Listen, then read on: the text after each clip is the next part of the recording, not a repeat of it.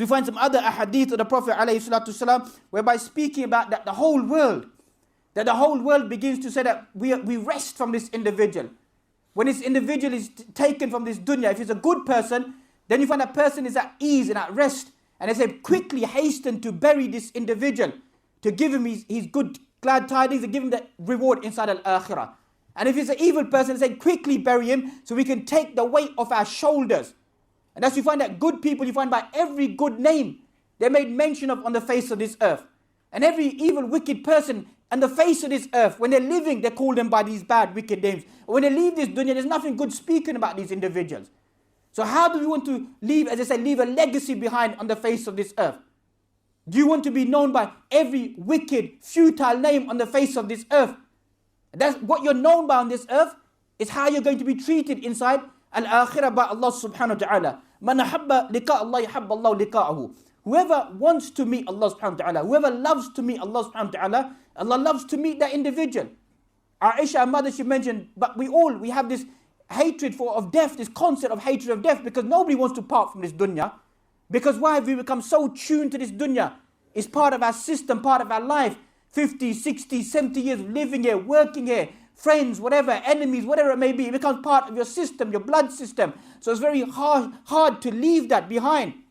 Person feels that. But within all of these difficulties, the real believer within themselves, they know that this is all like an eggshell. It will crack at any moment in time. They're looking for that purity within themselves, that I have to work and strive to get back to Allah subhanahu wa ta'ala. I want to meet Allah subhanahu wa ta'ala. So the person who has that yearning desire inside their heart, that I want to meet Allah subhanahu wa ta'ala, knowing that Allah subhanahu wa ta'ala, even if I've committed sins in my life, but I have that feeling inside my life that I know that Allah will forgive me. He will pardon me. And I take those steps. And as we mentioned yesterday as well, إِيَّاكَ نَعْبُدُ وَإِيَّاكَ نَسْتَعِينُ. What is the meaning of al-isti'ana? Aid and help isn't, as some people think, just ask Allah, implore upon Allah, ask me, help me. Ulama have a long linguistic discussion. What does it mean of al-isti'ana? Al-isti'ana carries the meaning of you are trying to do something.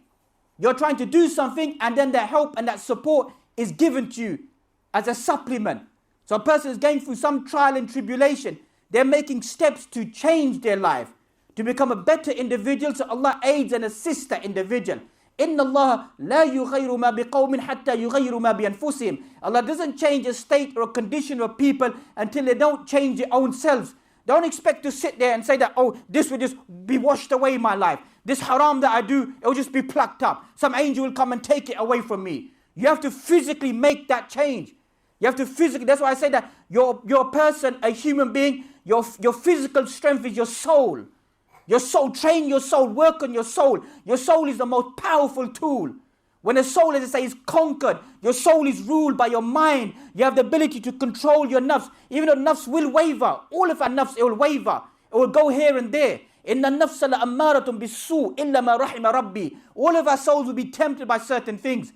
But the intelligent soul, nafsul lawama, the blaming soul, is a soul that quickly recognizes, I've erred, I've made a mistake. I'll pick up and carry on again.